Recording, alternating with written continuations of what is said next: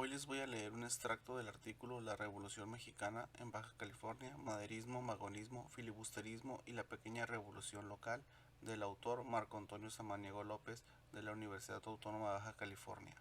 Les voy a hacer el recordatorio de que no se van a leer citas a pie de página y es por eso que les hago la invitación a posteriori a leer el artículo completo.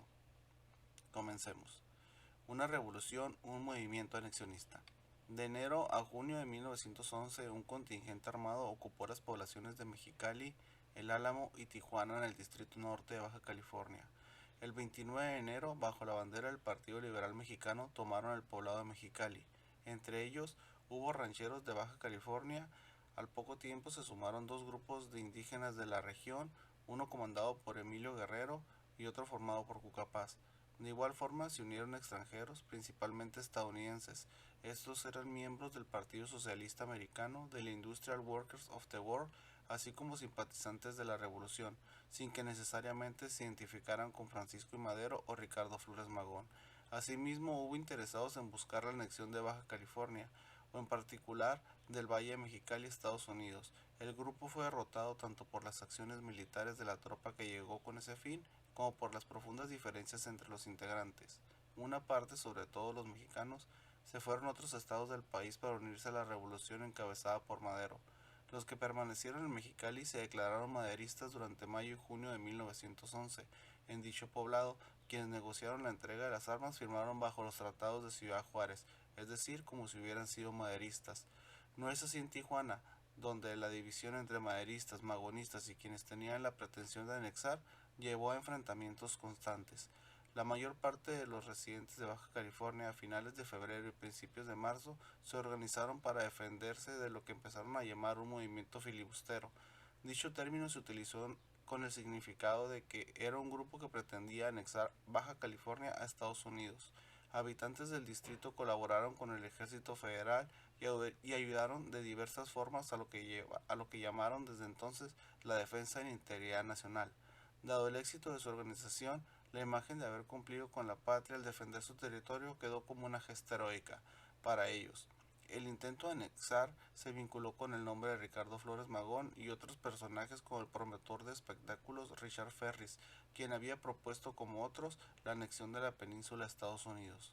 Uno de los primeros textos en los que se ofrece esta versión se publicó en noviembre de 1911.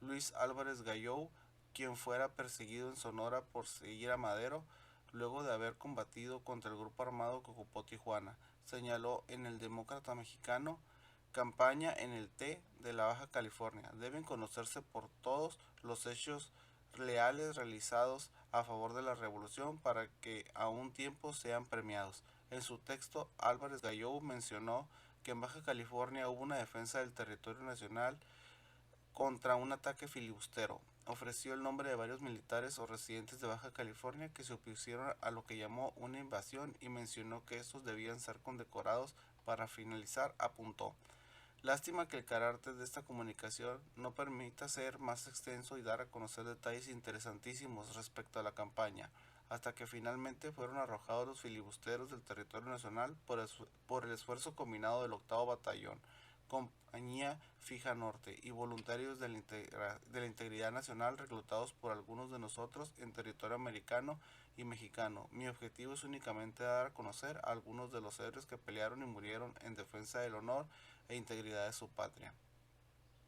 En febrero de 1912, Enrique Aldrete, quien había formado parte de la administración desde los primeros años del siglo XX, envió al jefe político del ministro del distrito, Manuel Gordillo Escudero, un extenso informe que a solicitud de este le fue requerido. Aldrete, como secretario de la jefatura política y testigo en general de los acontecimientos, escribió un relato en el que, además de destacar la heroicidad de quienes tomaron las armas para defender la integridad nacional, vinculó al gobierno de Estados Unidos a Ricardo Flores Magón y a Richard Ferris, promotor de espectáculos en California, que solicitara la anexión de Baja California como los artífices del movimiento filibustero. Este es uno de los primeros textos en los que se aparece esta relación que causará innumerables discusiones. En 1919 se publicó uno de los libros que ratifican tal afirmación. Rómulo Velasco Ceballos escribió: se apoderará Estados Unidos de América de Baja California La invasión filibustera de 1911.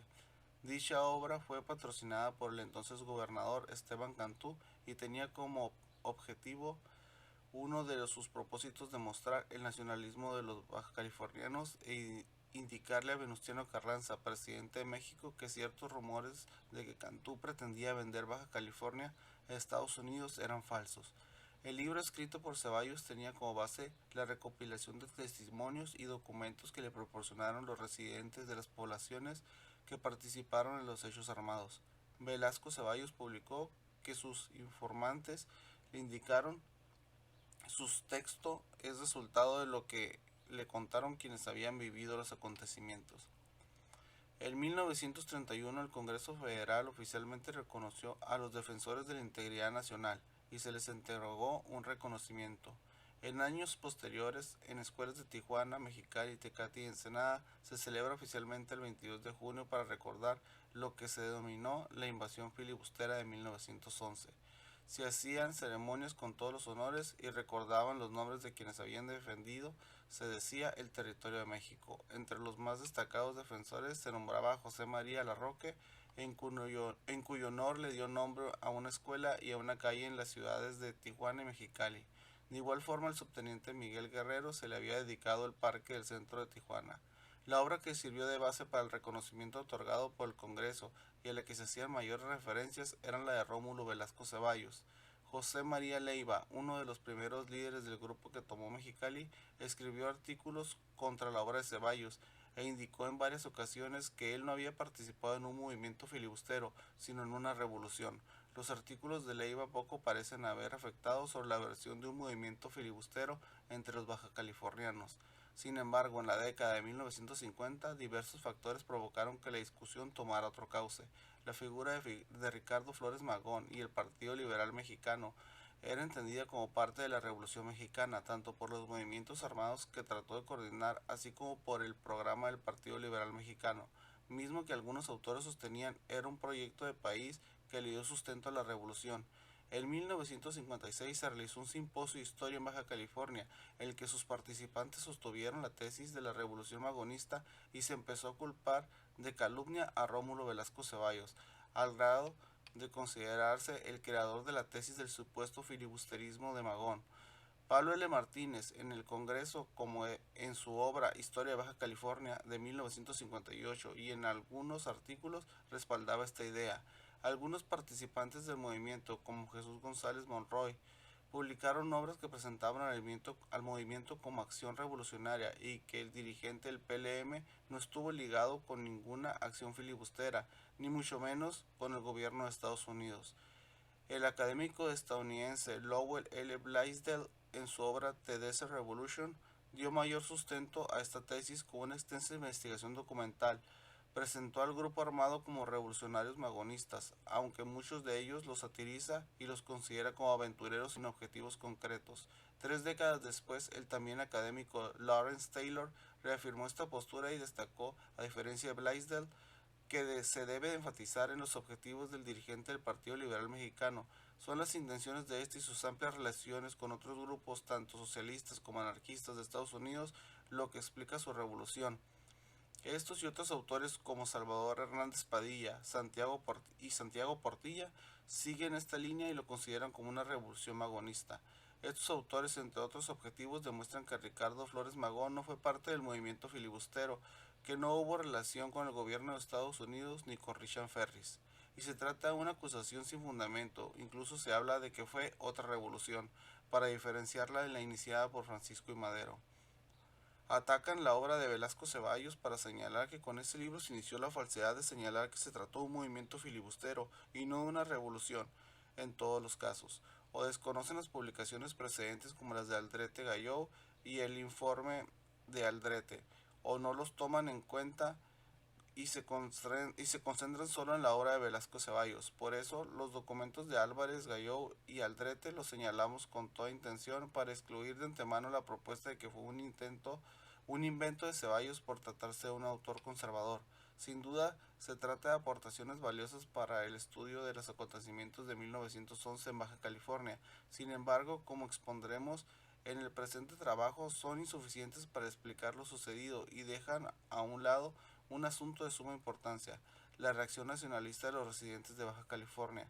Es decir, en 1911, habitantes de las rancherías de los poblados e incluso de San Diego, California, se organizaron para luchar contra lo que se consideró una posible invasión para ellos. El enemigo no fue Ricardo Flores Magón ni el PLM, a quienes se les menciona de manera tardía, sino el gobierno de Estados Unidos, los agricultores del Valle Imperial y los intereses anexionistas que se hicieron evidentes al momento de la contienda. A eso debemos sumar las declaraciones de algunos dirigentes del grupo armado como Simón Berthold de que la intención era formar una nueva república, o la propuesta de uno de los integrantes del grupo, Luis James, quien en Tijuana proclamó la formación de un nuevo país. Asimismo hubo afirmaciones como las de Richard Ferris acerca de formar una república en la península. A todo eso se opusieron entre los hombres en armas, incluido Ricardo Flores Magón, pero hacer las diferenciaciones respectivas mientras se desarrollan los acontecimientos no resultó sencillo. De eso se ha desprendido esta visión dual y antagónica sobre los acontecimientos de Baja California en 1911. Por nuestra parte, la postura que hemos sostenido se opone a dichas visiones. Por un lado, se trata de entender por qué la mayor parte de los residentes de Baja California primero lucharon contra el grupo armado en defensa del gobierno de Porfirio Díaz para luego, a fines de febrero y principios de marzo, organizarse contra lo que pensaron era un movimiento organizado por los intereses anexionistas del gobierno de Estados Unidos. Por otro lado, en varios escritos hemos buscado demostrar que no se trató de una revolución magonista. En el grupo armado, independientemente de los objetivos de Flores Magón, hubo quienes se sintieron parte del maderismo, otros eran miembros del Partido Socialista Americano o integrantes de la Industrial Workers of the World, y la relación de estas organizaciones con Flores Magón en el plano formal no implicó que en los sucesos armados lo reconocieran como su líder. Asimismo, hubo rancheros e indígenas de Baja California que participaron del lado revolucionario. Parte de ellos en los meses de mayo y junio se declararon maderistas. De igual manera terminaron acusando de filibusteros a extranjeros que tomaron las armas. En el contingente armado hubo también auténticos filibusteros, es decir, individuos que llegaron con la intención de anexar y que en el transcurso de los acontecimientos terminaron por acentuar la idea de que el movimiento en su conjunto tuvo ese carácter. Estas diferenciaciones no llevan al interés de deslindar a Ricardo Flores Magón de la supuesta intriga en su contra tramada por Rómulo Velasco Ceballos. Se trata de entender el movimiento en su conjunto y dar respuesta por qué los bajacalifornianos se organizaron desde finales de febrero contra una supuesta invasión anexionista. Desde nuestro punto de vista, el tema de cómo y por qué se ligó el nombre de Ricardo Flores Magón requiere un texto aparte. Aunque debemos expresar claramente, compartimos totalmente la idea de que Flores Magón no participó en ningún movimiento anexionista. Señalado lo anterior, indicaremos que el presente escrito tiene como objetivo demostrar que, número uno, los sucesos de 1911 en el Distrito Norte de la Baja California solo se pueden entender si se plantean en el contexto de los problemas para controlar el agua del río Colorado en territorio de México. Las obras que se construían en los mismos meses se desarrollaba la revuelta eran indispensables para asegurar la existencia de los valles Imperial y de Mexicali. Debido a lo comprometido de la situación, la existencia del movimiento generó muchos temores y propuestas en ambos lados de la frontera. El contingente armado ocupó las poblaciones de Mexicali, Tijuana, El Álamo. Entre enero y junio de 1911 estuvo integrado por grupos que tenían diferentes intereses. Concluir que se trató de un grupo magonista es insuficiente para explicar los sucesos en su conjunto. Lo es en el mismo sentido afirmar que se trató de un grupo que solo era filibustero de carácter anexionista. 3. La mayor parte de los residentes de Baja California ayudaron a la defensa del gobierno de Porfirio Díaz posteriormente desde finales de febrero y principios de marzo. Tomaron las armas y se organizaron de diversas maneras convencidos de que defendían territorio nacional.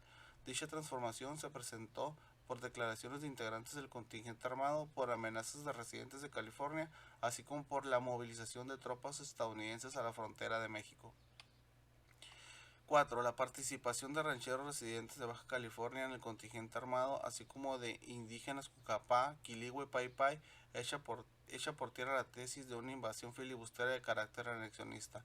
La mayor parte de ellos se sumó de manera tardía al maderismo, tanto por el trato racista de los integrantes del grupo como por sentirse decepcionados con el desarrollo de los sucesos Y 5. El movimiento armado en Baja California no es otra revolución, solo se puede entender si se vincula con el maderismo, sobre todo cuando el triunfo de este se avisora. Hasta aquí lo dejaremos por hoy. Les recuerdo, los invito a leer el artículo completo. Muchísimas gracias.